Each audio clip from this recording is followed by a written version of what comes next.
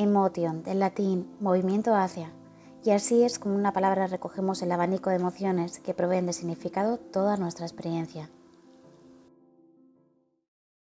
Las emociones son tendencias de acción que se han ido modelando a lo largo de miles de años de evolución. Así, cuando percibimos, recordamos o imaginamos algo, nuestro cerebro lo evalúa de una forma básica y rápidamente la emoción entra en juego generando un conjunto de reacciones psicofísicas. Que nuestras emociones no solo se despierten frente a situaciones presentes, sino que también lo hagan recordando el pasado o imaginando posibles futuros, les otorga una cualidad preventiva o anticipatoria. Nuestras emociones se hallan involucradas en procesos tan importantes como la toma de decisiones y la conducta. Además, cada emoción se vincula a determinadas expresiones faciales, de forma que ofrece a nuestro entorno información acerca de cuál es nuestro estado emocional. Aunque todas las emociones satisfacen una emoción en concreto, todas en su conjunto buscan garantizar la supervivencia de la especie. La alegría nos impulsa a afrontar retos, a interactuar con otros y a desarrollar nuevas habilidades. El miedo nos lleva a la evitación de aquello que interpretamos como amenazante e informa a los demás de la existencia de un posible peligro. La alegría nos da una energía extra para cambiar una situación o para poder resistir ante las desavenencias. La tristeza nos ayudará a soltar el deseo de alcanzar eso que anhelamos, guardando para nosotros esa energía y facilitando la introspección. Y finalmente el interés nos ayudará a obtener información del entorno e informa también al mismo de que queremos entrar en contacto con él. Y aquí nos espera una maravillosa persona para hablar sobre las emociones, Cristina González Pérez, que es psicóloga, coach y terapeuta gestal, además de mi amiga y compañera en el Centro de Psicosteopatía de Santiago Úbeda. Hola Cris, bienvenida. Hoy vamos a hablar sobre las emociones, sobre cómo estas se construyen a partir del modelo de los padres y cómo van afectando al organismo. Los seres humanos somos seres relacionales y aprendemos a partir de las relaciones y nos expresamos a partir de las relaciones y desde ahí construimos todas las áreas de nuestra vida.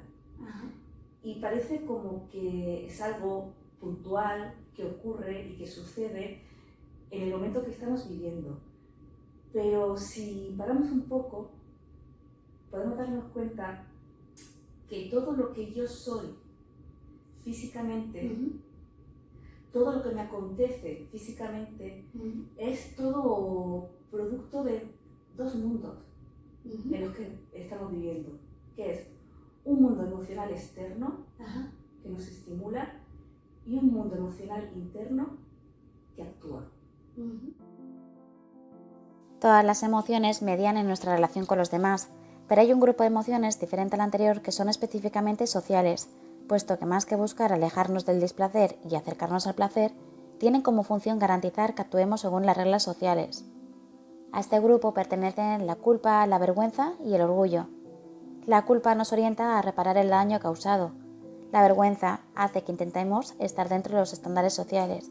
Y el orgullo nos lleva a mostrar nuestros éxitos a fin de obtener el reconocimiento social. Cris, me gustaría saber cómo construimos el patrón emocional a partir de nuestros padres. Mira, cuando somos niños, la única forma de conocer y de manejarnos en la vida es desde nuestros padres. Entonces, buscamos todo el rato el pertenecer al clan familiar. Buscamos todo el rato el amor incondicional de nuestros padres. Como niños, buscamos en nuestros padres aquello que nos pueden cubrir. Y aprendemos aquellas cosas que no nos pueden cubrir a no pedirlas. Es pura supervivencia de la especie. Entonces, cuando desde niño vamos construyendo nuestro mundo y nuestro manejo en el mundo, necesitamos todo el rato confirmar con papá y con mamá que puedo estar confiado y seguro. Entonces, pues, por ejemplo, una emoción de miedo. Según el padre o la madre que tengamos, vamos a tener una visión diferente del miedo. Entonces, si mi madre es muy miedosa y yo empiezo a correr, me va a empezar a increpar, no corras, con un estado de angustia. Yo como niña, ante ese estado de excitación de mi madre y de angustia, me voy a parar repentinamente. Y decir, ostras, hay un peligro, ¿no? Igual no hay ningún peligro.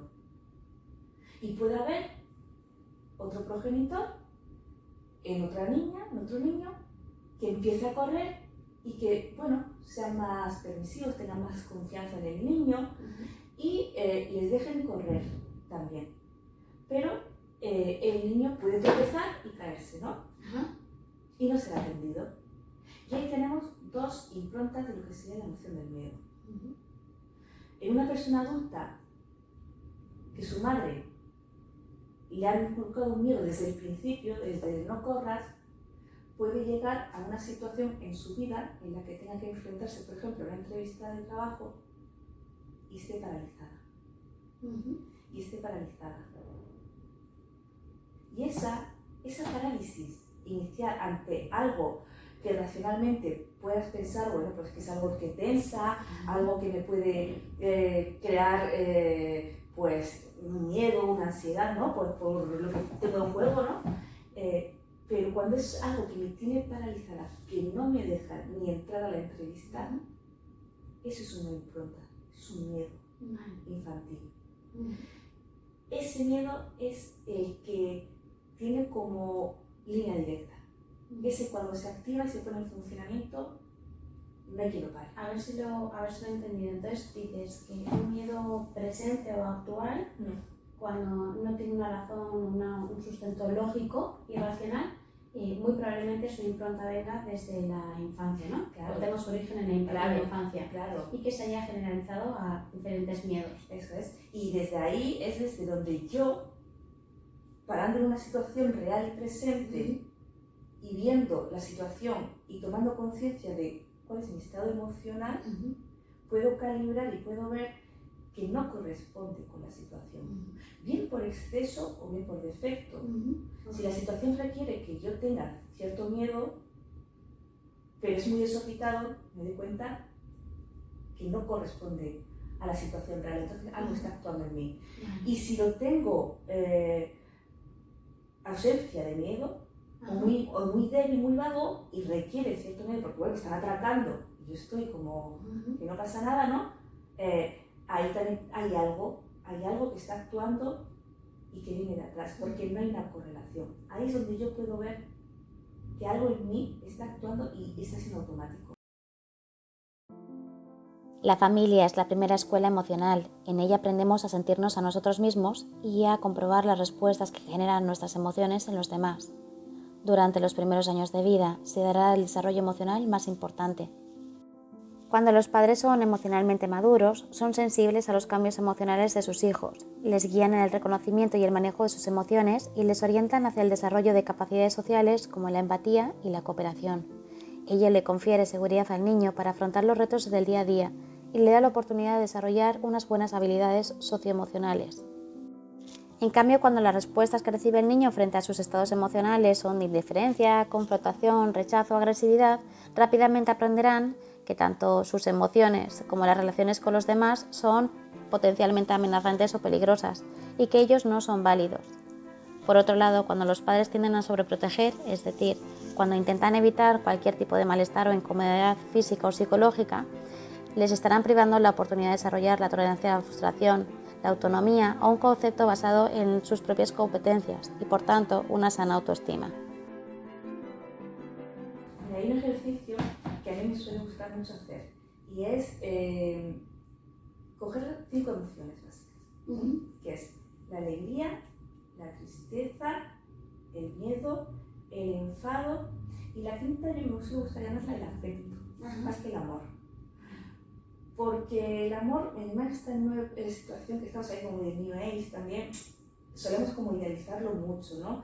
Y lo que me interesa de este ejercicio, cuando lo propongo, es que veamos qué emociones son las que más manifiesto y cuáles son las que menos manifiesto. ¿Por qué? Porque cuando manifiesto una mucho y otra muy poco, es porque estoy tapándola. No me estoy dejando sacarla. Y las situaciones de la vida requieren que en diferentes momentos podamos utilizarlas todas. Entonces, claro, me gusta que, por ejemplo, que la gente diga, vale, que pare un segundo y piense, ¿cuánto saco en mi vida? ¿Cuál es la emoción que más saco y cuál es la que menos saco? Y así, sin pensarlo mucho, a lo que me venga, como haciendo un repaso de mi vida, ¿cuál es la que siempre he tendido y tiendo a sacar más y cuál es la que menos oculto? Igual, la alegría es la que más y el enfado es la que menos. Y después de hecho esto, cojo a mi padre y cojo a mi madre. Y pongo cómo he visto yo que mis padres manifestaron su emocionalidad. ¿Cuál he visto más en ellos que han sacado fuera y cuál he visto más oculta, que no sacaban, que no había en casa? Como la casa que la alegría no está permitida. Y lo pongo. No es la realidad. Porque seguramente que si mi padre o mi madre hiciesen esa lista sería muy diferente. Posiblemente. Es como yo he percibido. Y por lo tanto, como yo he percibido, es como he integrado en mí. Y como yo soy un ser, mi hermano, mi hermana es otro ser. Y capta la emocionalidad de mis padres, la manifestación real que puedan hacer ellos, pasa por su filtro. Y lo adaptan a ellos. Entonces, muchas veces hay muchas familias en las que un hermano dice, es que mis padres son así, y el otro hermano dice, no, para nada, estás equivocado. Pero las dos cosas son reales porque es su vivencia. O sea, básicamente sería observar a los padres y ver qué emociones considera cada hijo que están por exceso o por defecto. Claro, y personalmente cada uno lo que me interesa es ver mi listado emocional y ver qué saco más y qué saco menos, porque es una descompensación. Tengo que intentar equilibrarlo. Tengo que poder mover, es como una receta, poder variar la receta, poder mover los ingredientes. Y ver cómo veo yo a mi padre y a mi madre en su emocionalidad, porque aquí hay un aspecto muy importante y que nos afecta mucho de adultos.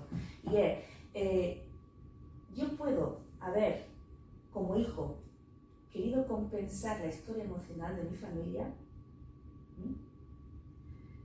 ¿Y qué es lo que hago? Bueno, como en mi familia no había alegría, yo soy tremendamente alegre. Tremendamente alegre en todos los ámbitos de mi vida, pero estar con mi jefe que me echa la bronca y me menosprecia delante de los compañeros, tiendo a sonreír. Y no saco el enfado que debería sacar porque lo tengo oculto. O sea, el patrón emocional de los hijos viene a intentar compensar aquello que los hijos creen. Algunos, pero otros, por necesidad de pertenencia al clan y por fidelidad y por amor incondicional, repiten. Entonces te puede sorprender que tienes casi la misma receta que papá o que mamá. Por fidelidad a alguno de los dos. O se intenta compensar el patrón disfuncional del padre o la madre, o se tiende a replicar para formar parte de él. Y eso como niños.